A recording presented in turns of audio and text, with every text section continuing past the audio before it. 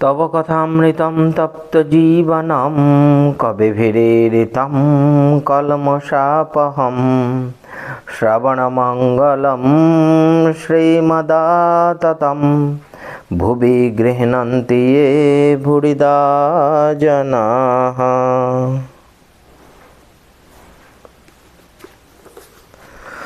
তোমার কথামৃত তাপদগ্ধ জনগণের জীবনস্বরূপ, মুনিগণ কর্তৃক কীর্তিত, পাপসমূহের বিনাশক, শ্রবণ মাত্রই মঙ্গলপ্রদ ও সকল সম্পদের আকর।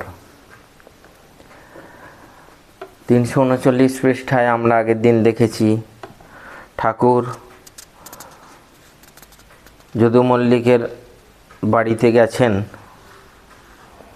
আর ওখানে কথা বলছেন।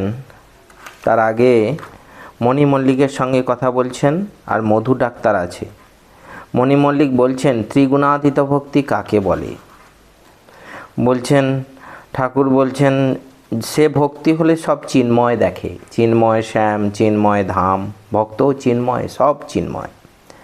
মধু ডাক্তার তখন বলছেন ত্রিগুণাতীত ভক্তি অর্থাৎ ভক্ত কোনো গুণের বশীভূত নয়। ঠাকুর সঙ্গে বলছেন ইয়া, যেমন 5 বছরের বালক কোনো গুণের বশীভূত নয়। তারপরে কেশব সেনের বাড়ি যাওয়ার কথা উঠল। ঠাকুর বললেন বড় রাজসিক, অনেকক্ষণ বসিয়ে রেখেছিল। তারপরে বলছেন আমি রাম রাম করে পাগল হয়েছিলাম। সন্ন্যাসী ঠাকুর রামলালাকে লয়ে সন্ন্যাসীর ঠাকুর রামলালাকে লয়ে লয়ে বেড়াতাম, তাকে নাওয়াতাম, খাওয়াতাম, শোয়াতাম, যেখানে যাব সঙ্গে করে লয়ে যেতাম। রামলালা রামলালা করে পাগল হয়ে গেলাম। তারপরে আমরা দেখছি ঠাকুর সংসারী লোকদের কথা তুলেছেন। প্রথমে সমাধিস্থ হলেন, সমাধির পরে বলছেন সংসারী লোকদের একটা না একটা বাসনা থাকে, এদিকে ভক্তিও বেশ দেখা যায় বলে সেজবাবুর উদাহরণ দিচ্ছেন। মথুরবাবু যে মকদ্দমায় পড়েছিল, মা কালীর কাছে আমায় বললে বাবা এই অর্ঘ্যটি মাকে দাও তো, আমি উদার মনে দিলাম। কিন্তু মনে কেমন বিশ্বাস যে আমি দিলেই হবে। রতির মার কথা বলছেন ঠাকুর। রতির মার এদিকে কত ভক্তি, প্রায় এসে সেবা করত। রতির মা বৈষ্ণবী। কিছুদিন পরে যাই দেখলো কালীর প্রসাদ খাই, বাস আর এলো না। শ্রীরামকৃষ্ণ ঘরের ভিতর পূর্ব দিকে দরজার নিকট বসিয়া আছেন। শীতকাল, ঘরে গায়ে মোলাস্কিনের র্যাপার। হঠাৎ সূর্য দর্শন ও সমাধিস্থ। নিমেষ শূন্য, বাহ্য শূন্য। তারপরে মাস্টারমশাই বলছেন এটাই যেন গায়ত্রী মন্ত্রের সার্থকতা। গায়ত্রীতে সূর্যদেবের আরাধনা করা হয়েছে। অনেকক্ষণ পর সমাধি ভঙ্গ হইল। রাখাল, হাজরা, মাস্টার প্রভৃতি বসিয়া আছেন। ঠাকুর বলছেন হাজরার প্রতি সমাধি ভাব প্রেমের বটে। ও দেশে নটবর গোস্বামীর বাড়িতে কীর্তন হচ্ছিল। শ্রীকৃষ্ণ ও গোপীগণ দর্শন করে সমাধিস্থ হলাম। বোধ হলো আমার লিঙ্গ শরীর অর্থাৎ সূক্ষ্ম শরীর শ্রীকৃষ্ণের পায়ে পায়ে বেড়াচ্ছে। জোড়াসাগর হরিসভায় ঐরূপ কীর্তনের সময় সমাধি হয়ে বাহ্য শূন্য। সেদিন দেহত্যাগের সম্ভাবনা ছিল। ঠাকুর বলছেন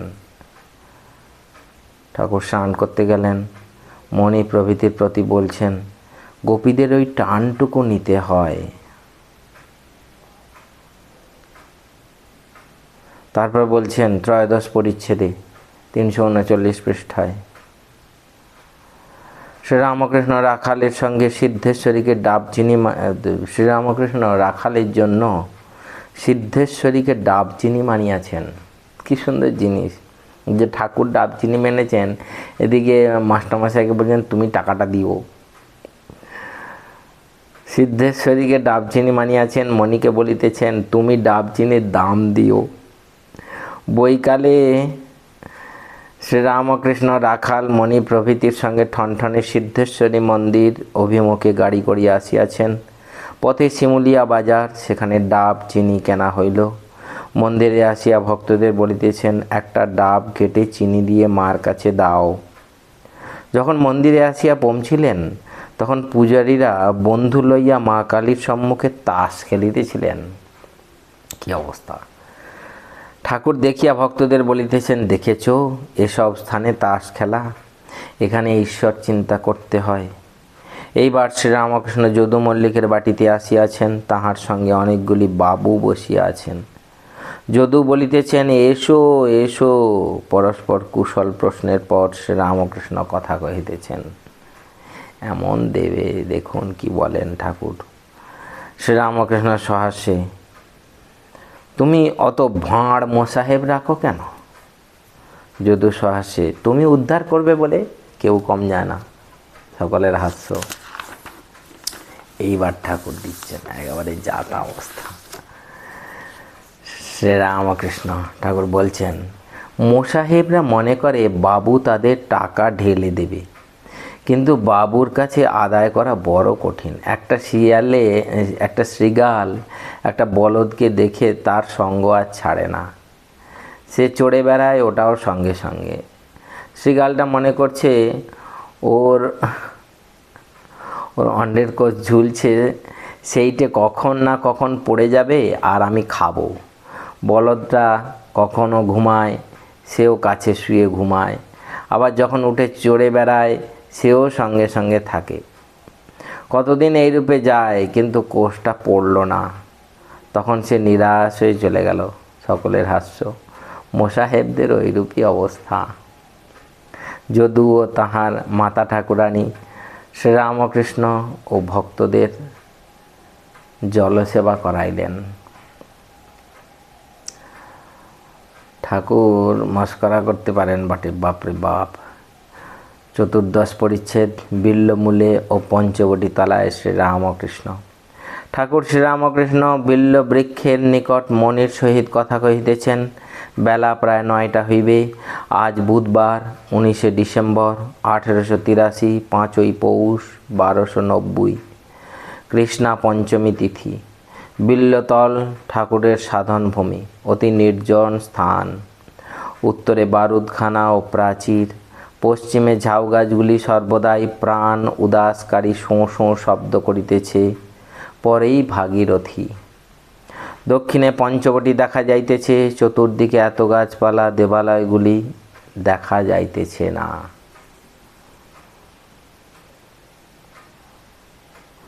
দক্ষিণেশ্বরের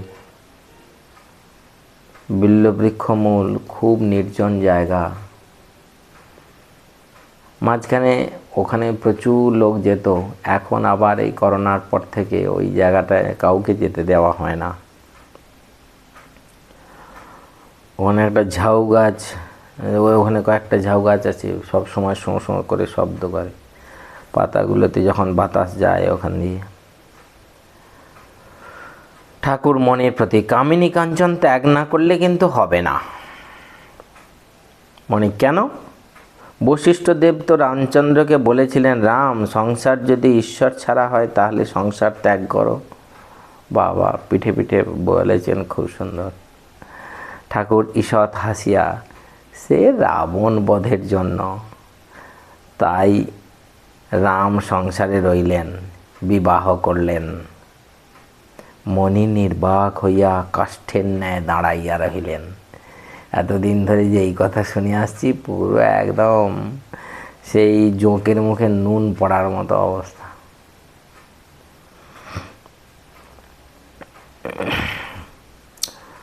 মণি নির্বাক হইয়া কাষ্ঠের ন্যায় দাঁড়াইয়া রহিলেন। ঠাকুর শ্রীরামকৃষ্ণ এই কথা বলিয়া নিজের ঘরে ফিরিয়া যাইবার জন্য পঞ্চবটী অভিমুখে গমন করিলেন। বেলা 9টা হইয়া গিয়াছে।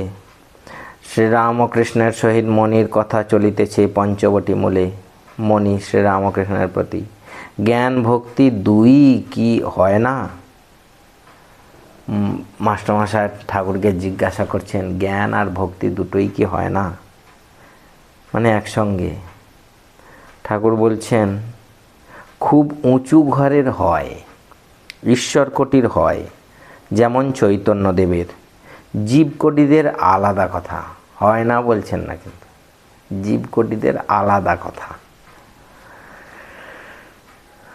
আলো জ্যোতি 5 প্রকার, দীপ আলোক, অন্যান্য অগ্নির আলো, চান্দ্র আলো, সৌর আলো ও চান্দ্র সৌর একাধারে। ভক্তি চন্দ্র, জ্ঞান সূর্য। ঠাকুর কি সুন্দর ব্যাখ্যা করছেন। বুঝছেন, কখনো কখনো আকাশে সূর্য অস্ত না যেতে যেতে চন্দ্রোদয় দেখা দেয়। অবতারাদির ভক্তিচন্দ্র, জ্ঞান সূর্য একাধারে দেখা দেয়।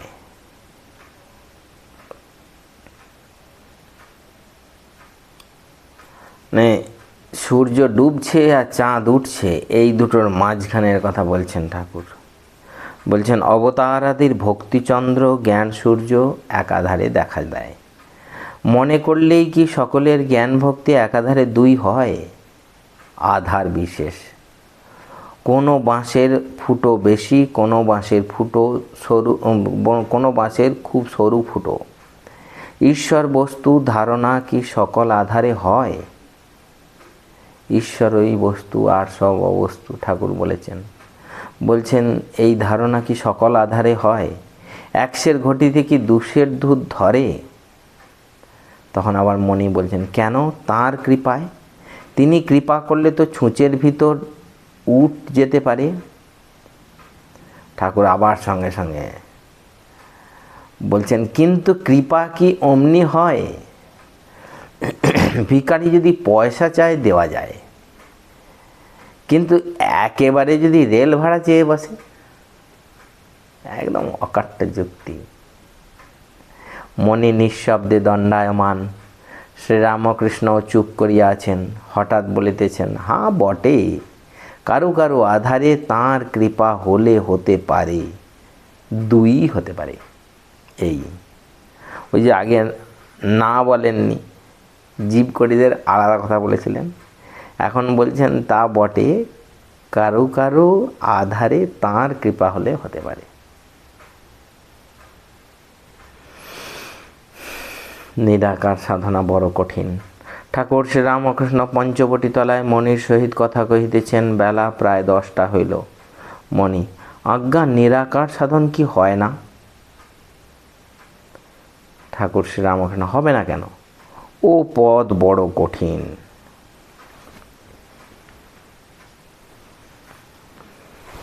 ঠাকুর বলছেন যে হবে না কেন? ও পদ বড় কঠিন। এখানে ফুটনোট আছে। ক্লেশ অধিকতরস্তেষাম অব্যক্তা শক্ত চেতসাম অব্যক্তা হি গতির দুঃখং দেহবদ্ভিরবাপ্যতে। এটা গীতার 12 অধ্যায়ের 5ম শ্লোক। আমরা দেখব এখানে আছে ক্লেশ অধিকতরস্তেষাম অব্যক্তা শক্ত চেতসাম অব্যক্তা হি গতির দুঃখং দেহবদ্ভিরবাপ্যতে। কি বলেছে? যাহাদের চিত্ত নির্গুণ নিরাকার ব্রহ্মে অভিনিবিষ্ট, তাহাদিগকে সিদ্ধি লাভের জন্য ভগবৎ কর্মাদি পরায়ণ সগুণ উপাসক অপেক্ষা, তাহাদিগকে সিদ্ধি লাভের জন্য ভগবৎ কর্মাদি পরায়ণ সগুণ উপাসক অপেক্ষা অধিকতর ক্লেশ পাইতে হয়। কারণ নির্গুণ ব্রহ্মে নিষ্ঠা লাভ করা দেহাভিমানী, মানে যাদের আমি বুদ্ধি আছে, যাদের দেহাত্ম বুদ্ধি আছে, অর্থাৎ আমি বুদ্ধি আছে, যে নিজের দেহটাকে আমি করছে আর কি, ব্যক্তিগণের পক্ষে অতিশয় কষ্টকর।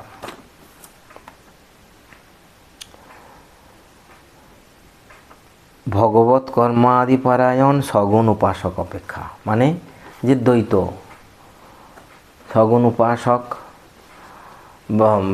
ভগবৎ কর্মাদি পরায়ণ সগুণ উপাসক, যারা বিশেষ করে যারা দ্বৈতবাদী, তাদের থেকে ওই নির্গুণ ব্রহ্মের যারা উপাসনা করে তাদেরকে অনেক বেশি কষ্ট সহ্য করতে হয়। কারণ ওই দেহাত্ম বুদ্ধি। বলছেন আগেকার ঋষিরা অনেক তপস্যার দ্বারা বোধ করত, ব্রহ্ম কি বস্তু অনুভব করত। ঋষিদের খাটুনি কত ছিল। নিজেদের কুটির থেকে সকালবেলা বেরিয়ে যেত, সমস্ত দিন তপস্যা করে সন্ধ্যার পর আবার ফিরত, তারপর এসে একটু ফলমূল খেত। এ সাধনে একেবারে বিষয় বুদ্ধির লেশ থাকলে হবে না। রূপ, রস, গন্ধ, স্পর্শ, শব্দ এসব বিষয় মনে আদপে থাকবে না, তবে শুদ্ধ মন হবে। সেই শুদ্ধ মনও যা, শুদ্ধ আত্মাও তা।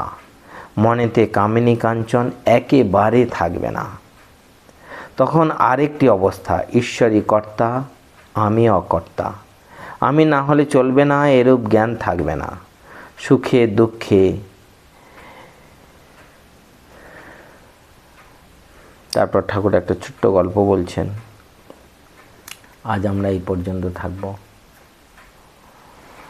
ওম নিরঞ্জনং নিত্যমনন্তরূপং ভক্তানুকম্পাধৃতবিগ্রহং বৈ ঈশাবতারং পরমেশমিদ্যং তং রামকৃষ্ণং শিরসা নমামঃ। ওম শান্তি শান্তি শান্তি। হরি ওম তৎসৎ। শ্রীরামকৃষ্ণার্পণমস্তু।